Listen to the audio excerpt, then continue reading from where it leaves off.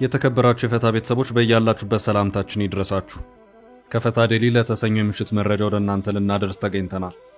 መረጃውን በቅድሚያ በማስተዋወቅ እንጀምር። የሰራዊቱ የተቃውሞ ሰልፍ በበርካቶች ግርምትን ፈጥሯል። ታፍኖ የቆየው ጥያቄ ፈንድቶ ወጥቷል። በዛሬው ዕለት መቀሌ ላይ የተፈጠረው የሰራዊቱ ተቃውሞ ትግራይ ወዴት ታመራ ይሆን የሚል አዲስ ስጋትን አጭሯል።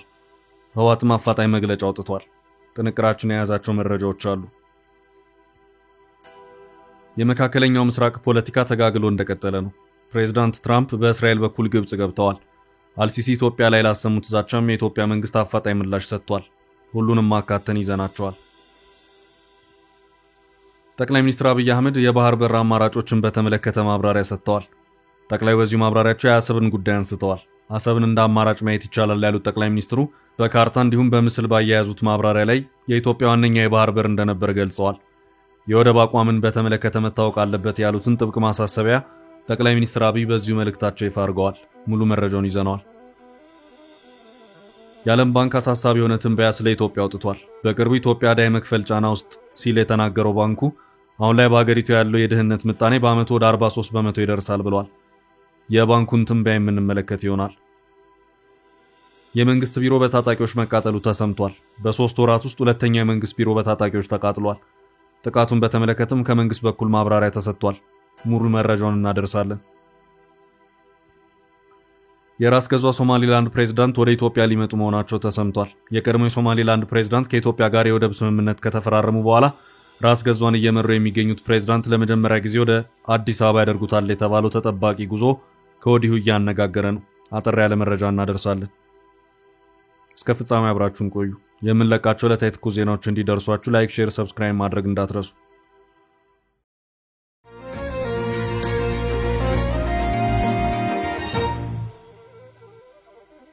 አስደንጋጩ የሰራዊቱ የተቃውሞ ሰልፍ።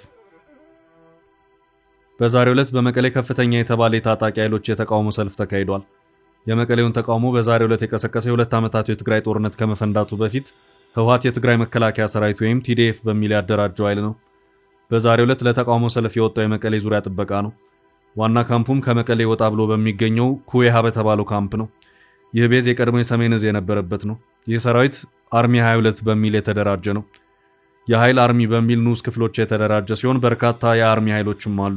በፕሪቶሪያው ስምምነት መሰረት ይህ ኃይል በዲዲአር ፕሮግራም ትጥቅ ፈቶ ወደ ሰላማዊ ኑሮ መመለስ ቢገባውም ህወሓት እንደውም ተጨማሪ ወጣቶችን በማሰልጠን ሲያጠናክረው ከርሟል። የዚሁ ሰራዊት አባላት በደሞዝ የሚተዳደሩ ሲሆኑ በአሁኑ ሰዓትም ፈታኝ ነገር የተከሰተው ደሞዝ መክፈል ባለመቻሉ ነው። ከዚሁ ደሞዝ አለመከፈል ጋር በተያያዘ ቅሬታዎች ሲሰሙ አላደር ያለ ሲሆን ባለፈው ቅዳሜም ከመቀሌ በሚወጣ አንድ የመስመር አቅጣጫ ላይ መንገድ የመዝጋት እንቅስቃሴዎችም ነበሩ። በዛሬው ዕለት ነገሩ ተባብሶ በዛ ላይ ሰራዊቱ አባላት በመቀሌ ጎዳናዎች በመውጣት የተቃውሞ ሰልፎችን አካሂደዋል። ሰልፉ ሰላማዊና ድምጽን የማሰማት እንቅስቃሴም ነበር። ሆኖም ነገሮች በዚህ ከቀጠሉ በትግራይ አደገኛ ሁኔታዎች ሊከሰቱ የሚችሉ መሆኑን ስጋት አሳድሯል። ሰልፈኞቹ የሰራዊቱ አባላት ደሞዝ ይከፈልን፣ ጥቅማ ጥቅሞቻችን ይጠበቁ የሚሉ ተቃውሞችን አሰምተዋል። በዛሬው ዕለት በመቀሌ አደባባዮች እየተዘዋወረ ተቃውሞ ማሰማቱ የተነገረው አርሚ 22 የተባለው ወታደራዊ አደረጃጀት ነው። ከዚሁ የመቀሌው የሰራዊቱ ተቃውሞ ሰልፍ በኋላ ህወሓት መግለጫ አውጥቶም ታይቷል። ህወሓት የሰሞኑ መልእክት በሚል ያወጣው መግለጫ የብሔራዊ አንድነት ዘመቻ በሚል ለወራት በመላ ትግራይ የተካሄደውን የትግራይ ህዝብ አንድነት ለማስጠበቅ ወሳኝ ነው በማለትም አሞካሽቶታል። ይህ መሆኑ ግን ጠላቶቻችንን እንቅልፍ ነስቷቸዋል ሲልም አስታውቋል። የቀድሞ የትግራይ ክልል ፕሬዝዳንት አቶ ጌታቸው ረዳ ከዚህ ቀደም ከወራት በፊት በሰጡት አንድ ጋዜጣዊ መግለጫቸው ላይ ለሰራዊቱ የሚከፈለው ደሞዝ በክልሉ እድገት ላይ አሉታዊ ተጽዕኖን እያሳደረ መሆኑን የገለጹበት ሁኔታ እንደነበር የሚታወስ ነው። በተመሳሳይ መልኩ በቅርቡ ኤንቢሲ ኢትዮጵያ ከተባለ ቴሌቪዥን ጣቢያ ጋር ቆይታ ያደረጉት ጀነራል ጻድቃን ገብረትንሳኤም ተመሳሳይ ሐሳብ ያንጸባረቁበት ሁኔታ ታይቷል። እነዚሁ በዛሬው ዕለት በመቀሌ አደባባይ ሰልፍ የወጡት ታጣቂዎች ደሞዝና ጥቅማችን ይከፈለን፣ ተጀምሮ የነበረው ትጥቅ የመፍታትና የመልሶ ማቋቋም ወይም ዲዲአር ለምን ቆመ ሲሉም ጠይቀዋል። የሰራዊቱ አባላት በፕሪቶሪያው ስምምነት መሰረት አስፈላጊ በሆነው ሂደት ውስጥ አልፈውና መቋቋሚያ ገንዘብን አግኝተው ወደ ማህበረሰቡ የመቀላቀል ፍላጎት ሲኖራቸው በህወሓት በኩል ደግሞ ታጥቃችሁ መቀጠል አለባችሁ የሚል አቋም እየታየ ነው። ህወሓት እንደውም ተጨማሪ ጦርን በማሰልጠን ሰራዊቱን የማጠናከር እንቅስቃሴዎችን እያሳየ ሲሆን ሆኖም ለሰራዊቱ የሚያስፈልገው ወጪ ንረት ደግሞ ሌላ ራስ ምታት ሆኖበታል። በመላ ትግራይ ከባድ ንቅናቄን በመፍጠር ህዝቡን በብሔራዊ አንድነት ጥላ ስር እያሰባሰብኩ ነው የሚለው ህወሓት ሆኖም በአሁኑ ሰዓት ከሰራዊቱ እየገጠመው ያለው ተቃውሞ የፖለቲካ ሂደቱ የተለየ መልክ እንዲይዝ እያደረገው ይገኛል። ህወሓት የዛሬው የተቃውሞ ሰልፍ መካሄዱን ተከትሎ ባወጣው መግለጫው የብሔራዊ አንድነት ዘመቻ መድረኮች የትግራይ ስትራቴጂያዊ አቅም በተለይም ወሳኙ ህዝብ ባሳተፈ መልኩ ሲተገበር ቆይቷል። በህዝባችን ላይ እየደረሰ ያለውን አደጋ በጥልቀት በመወያየት አንድነታቸውን ለማደፍረስ የሚደረጉትን ዘመቻዎች ለመታገልም የተወሰነበት መድረክ ነው። በእነዚህ መድረኮች የነበሩት ተሳትፎችና የተላለፉት ውሳኔዎች ለህዝባችን የበለጠ ቁርጠኝነት የፈጠሩ መሆናቸው የትግራይ ህዝብን ህልውና ለማረጋገጥ በጎን የማይመኙ አካላት እንቅልፍ ነስቷቸዋል ሲልም አስታውቋል። ህወሓት በዚህ መግለጫው በአሁኑ ሰዓት በሶስት አካላት ላይ ዘመቻ ተከፍቷል ያለ ሲሆን አንደኛው የዘመቻው ኢላማ ያለው የትግራይን ህዝብ ሲሆን ቀጥሎም ራሱ መሆኑን በማመልከት ሌላኛውን ደግሞ የትግራይ ሰራዊት ነው ሲልም አስታውቋል። በዚህም የኢትዮጵያ ፌዴራል መንግስትንም ጭምር የወቀሰበት ሁኔታም ታይቷል። በትግራይ ህዝብና በመሪው ፓርቲ ህወሓት ላይ እንዲሁም የህልውናችን ቁንጮ በሆነው የትግራይ ሰራዊት ላይ ከፍተኛ የስም ማጥፋት ዘመቻ እየተካሄደ ነው ሲልም ህወሓት ወቅሷል።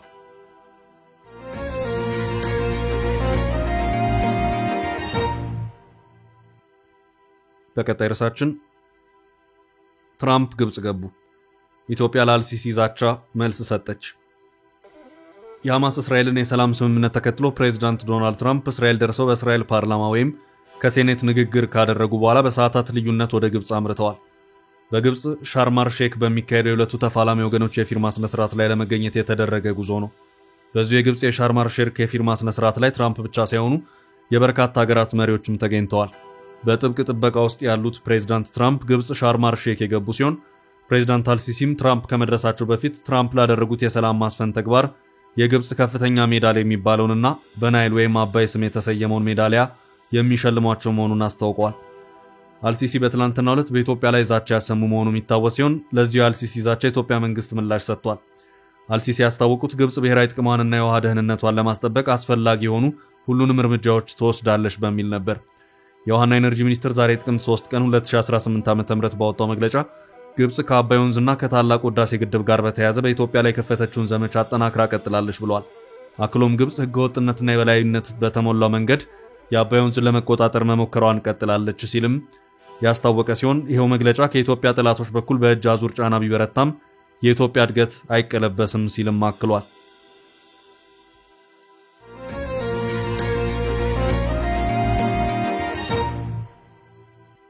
በቀጣይ ርዕስ የጠቅላዩ የአሰብ ጥብቅ ማሳሰቢያ። ጠቅላይ ሚኒስትር አብይ አህመድ የባህር በር አማራጮችን በተመለከተ ማብራሪያ ሰጥተዋል። ጠቅላዩ በዚሁ ማብራሪያቸው የአሰብን ጉዳይ አንስተዋል። ከመንግስት ወይም ከገዢው ፓርቲ ትስስር ባለው ጣቢያ በዛሬው ዕለት በቪዲዮ የተጋራው መረጃም ጠቅላይ ሚኒስትር አብይ አህመድ በአንድ መንግስታዊ ስብሰባ ላይ ባህር በር አማራጮችን በተመለከተ ማብራሪያ ሲሰጡ አመልክቷል። ጠቅላይ ሚኒስትር አብይ አህመድ በዚሁ ማብራሪያቸው መጀመሪያ እኛ የባህር በር እንፈልጋለን፣ ቀይ ባህርን እንፈልጋለን ስንል ምርጫችን አንድና አንድ መሆን አለበት ሲሉ ተደምጠዋል። ምን ምርጫ አለ የሚለውን አማራጮች ማየት ጠቃሚ ይሆናል ሲሉ አክለዋል። ያሉ አማራጮችን ስናይ የተሻለ ጉዳዩን ለመገንዘብ እንችላለን ያሉት ጠቅላይ ሚኒስትሩ ዘይላ ሶማሌላንድ ይፋት በሚባለው ኪንግደም ጊዜ አንስቶ አገልግሎት ሲሰጥ መቆየቱን በካርታና በምስል አያይዘው በሰጡት ማብራሪያ ላይ ገልጸዋል። በመቀጠል ጠቅላይ ያነሱት የጅቡቲን ወደብ ሲሆን አሁንም እየጠቀመን ያለው ወደብ ነው ሲሉ አመልክተዋል። ጨምሮም በኤርትራ የሚገኘውን የአዱሊስ ወደብን በምስልና ካርታ አስደግፈው ያነሱ ሲሆን ኤርትራ ጫፍ ላይ የሚገኝና እሱንም እንደ አማራጭ ማየት ይቻላል ሲሉ አመልክተዋል። ምጽዋንም እንደ አማራጭ ማንሳት ይቻላል ያሉት ጠቅላይ ሚኒስትሩ ለሰሜን ኢትዮጵያ አመቺና ዋና የባህር በር የነበረ እንደሆነ ገልጸዋል። አሰብንም እንደ አማራጭ ማየት ይቻላል ያሉት ጠቅላይ ሚኒስትሩ በካርታ እንዲሁም በምስል ባያያዙት ማብራሪያ ላይ የኢትዮጵያ ዋነኛ የባህር በር እንደነበር ገልጸዋል። ጠቅላይ ሚኒስትሩ አክለውም የግድ በአሰብ ካልሆነ የግድ በምጽዋ ካልሆነ የሚል አቋም የለንም ሲሉ አመልክተዋል። እኛ የምንፈልገው መተንፈሻ በር ብቻ ነው ሲሉ ተናግረዋል። አብይ ለወደብ ክፍያ ኪራይ በየ2-3 ዓመት የሚከፈለው ብቻ ህዳሴን ይሰራል፣ ማዳበሪያ ፋብሪካ ይገነባል ሲሉ አመላክተዋል። መተንፈሻ በር በየትኛውም ከመጣ በግዥም ይሁን በሊዝም ይሁን የምንፈልገው እሱን ነው ያሉት ጠቅላይ ሚኒስትር አብይ አህመድ ይህም የህዝብ ቁጥር ከመጨመሩ ጋር በተያያዘ መሆኑን በመግለጽ አሁን ባለው አካሄድ መሸከም አንችልም ሲሉ አመልክተዋል። እየቆየ ሲሄድ ከቁጥጥር ውጭ የሆነ ጉዳይ ይመጣል ሲሉ ጠቅላይ ሚኒስትሩ አክለዋል። ከአሁኑ መክረን ዘክረን አማራጭ ነገር የማናይበት ከሆነ አደገኛ ነው ሲሉ አብይ አሳስበዋል። ቢያንስ ትልልቁ የፖለቲካ ምሁር የሚወያይበት ጉዳይ ሊሆን ይገባል ሲሉ አጽንኦት ሰጥተዋል። ውሳኔው ይቅር እንወያይበትና ልጆቻችን ያስቡበት ሊባልም ይችላል ሲሉ ጠቅላይ ሚኒስትሩ አክለዋል። ዝም ተብሎ ግን የሚተው ጉዳይ አይደለም ያሉት ጠቅላይ ሚኒስትር አብይ አህመድ እንኳን በዚህ ጉዳይ በስንት በማይረባ በሚረባ ቀበሌ እንኳን እንጨቃጨቅ የለም እንዴ ሲሉ አመልክተዋል። ቁም ነገር ስለሆነ እንወያይበት ሲሉም አብይ አሳስበዋል። አለበለዚያ የኢትዮጵያን ህልውና አደጋ ውስጥ ያስገባል ሲሉ ጠቅላይ ሚኒስትሩ ተናግረዋል። ጉዳዩም የፖለቲካ ጉዳይ አይደለም ሲሉ ጠቅላይ ሚኒስትር አብይ አህመድ አጽንኦት ሰጥተዋል።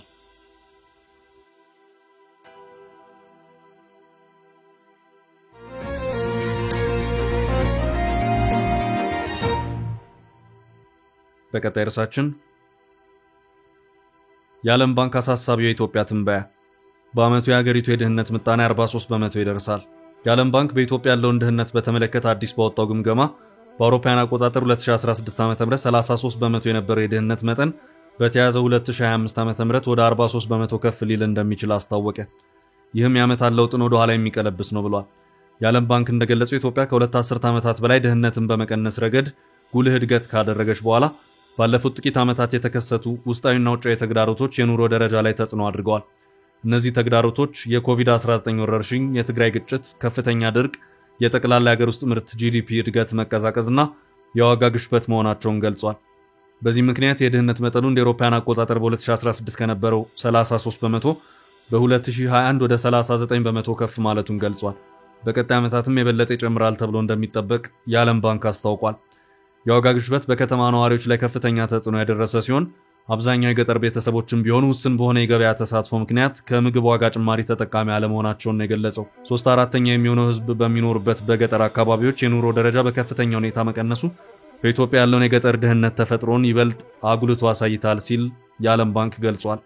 በሀገሪቱ ውስጥ የተማረ የሰው ኃይል በተለይም በገጠር አካባቢዎች ከፍተኛ በሆነ ሁኔታ ዝቅተኛ መሆኑን የገለጸው ሪፖርቱ በ2021 ዓ.ም 86% የሚሆኑ የገጠር ጎልማሶች የመጀመሪያ ደረጃ ትምህርታቸውን አላጠናቀቁም ብሏል።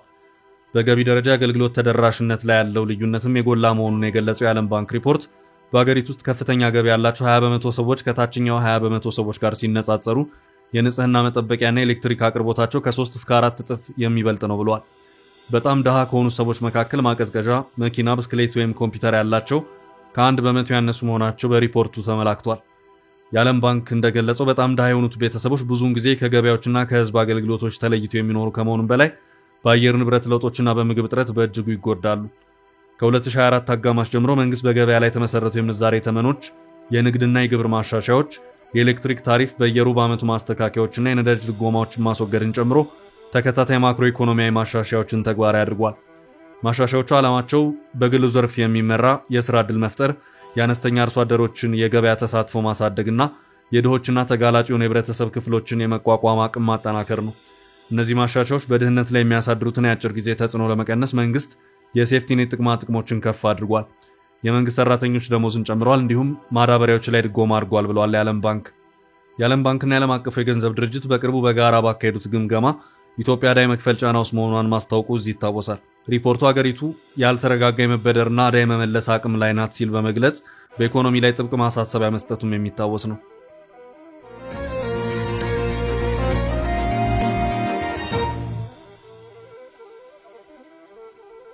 በቀጣይ ርዕሳችን የመንግስት ቢሮ በታጣቂዎች ወደመ። የመንግስት ቢሮ በታጣቂዎች መቃጠሉ ተሰምቷል። በ3 ወራት ውስጥ ሁለተኛ የመንግስት ቢሮ በታጣቂዎች ተቃጥሏል። ጥቃቱን በተመለከተም ከመንግስት በኩል ማብራሪያ ተሰጥቷል። ከ3 ወራት ገደማ በፊት የከተማ ማዘጋጃ ቢሮ በታጣቂዎች በተቃጠለባት የቤኒሻንጉል ጉሙዝ ክልሏ በርበር ከተማ በተፈጸመ አዲስ ጥቃት የቀበሌ ቢሮ መቃጠሉን ቢቢሲ በዛሬው ዕለት ዘግቧል። የአካባቢው ነዋሪዎችና ባለስልጣናት በከተማዋ ለተፈጸመው ጥቃት በአጎራባች ኦሮሚያ ክልል የሚንቀሳቀሰውን የኦሮሞ ነጻነት ሰራዊት ታጣቂ ቡድንን ተጠያቂ ማድረጋቸውን ይኸው ዘገባ አመልክቷል።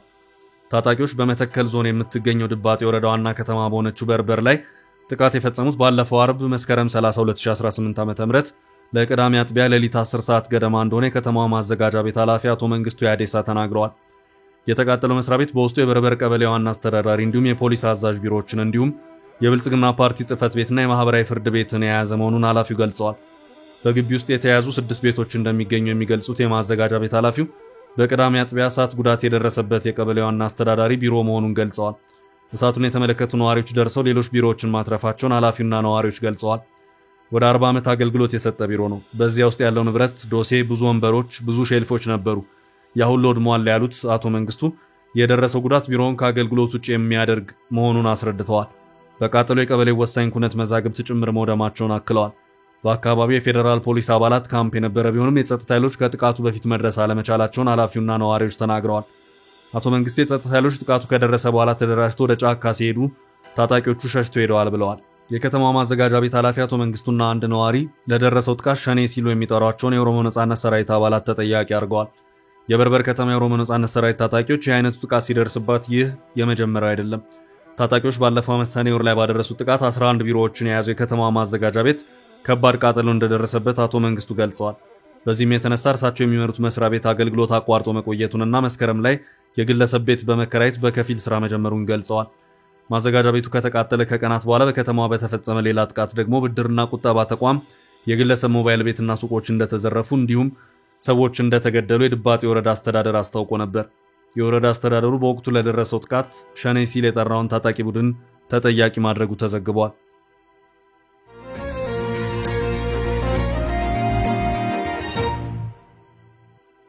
በቀጣይ መረጃ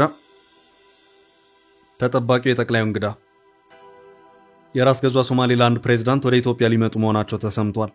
የቀድሞ የሶማሊላንድ ፕሬዝዳንት ከኢትዮጵያ ጋር የወደብ ስምምነት ከተፈራረሙ በኋላ ራስ ገዟን እየመሩ የሚገኙት ፕሬዝዳንት ለመጀመሪያ ጊዜ ወደ አዲስ አበባ ያደርጉታል የተባለው ተጠባቂ ጉዞ ከወዲሁ እያነጋገረ ነው። ሆን ሪቪውን ጨምሮ የተለያዩ የቀጠናው ዘጋቢዎች ፕሬዝዳንቱ ወደ ኢትዮጵያ ሊመጡ መሆናቸውን ገልጸዋል። ኢትዮጵያና ሶማሊላንድ ከአንድ ዓመት ከመንፈቅ በፊት የተፈራረሙት የባህር በር ስምምነት ሶማሊላንድ በቀይ ባህር ዳርቻ ላይ ለኢትዮጵያ የባህር ኃይል ጣቢያ መገንቢያ ቦታ እንደምትሰጥና ኢትዮጵያ በምላሹ ለሶማሊላንድ የሀገርነት ዕውቅና እንደምትሰጥ የሚገልጽ ነበር። ኢትዮጵያና ሶማሊያ በዚሁ ስምምነት ሳቢያ ከባድ ውዝግብ ውስጥ ከገቡ በኋላ ዘግየት ብለው በቱርክ አሸማጋይነት ውዝግቡን ማርገባቸው ይታወሳል። ስምምነቱን የተፈራረሙት የቀድሞ የሶማሊላንድ ፕሬዝዳንት ሙሴ ቢሂ ባለፈው ዓመት በምርጫው ተሸንፈው ስልጣናቸውን ለፕሬዝዳንት አብዲረህማን ኢሮ አስረክበዋል። ፕሬዝዳንት አብዲረህማን መሐመድ በምርጫ ዘመቻቸው ወቅት ፓርቲያቸው ስምምነቱን እንደሚገመግመው ተናግረው ነበር። ፕሬዝዳንቱ የመግባቢያ ስምምነቱን ውድቅ አድርገውት ባያውቁም ስለ ጉዳዩ ሲያወሩ የዲፕሎማሲያዊ ቋንቋን ይጠቀማሉ። ፕሬዝዳንት አብዲረህማን መሐመድ ኢሮ በዛሬው ዕለት የዱባይ ጉብኝታቸውን አጠናቀው ወደ ሶማሊላንድ የተመለሱ ሲሆን ቀጣይ መዳረሻቸውም አዲስ አበባ እንደሚሆን የተመላከተው። ለዛሬ ያዝንላችሁን ርዕሰ ጉዳዮች እዚህ ላይ ቋጨን። ላይክ፣ ሼር እና ኮሜንት በማድረግ ለቻናላችን ድጋፋችሁን መግለጽ እንዳትዘነጉ እያልን ከሌሎች መረጃዎች ጋር ደግመን እስክንገናኝ ቸር ያሰማን ስንል ተሰናበትን።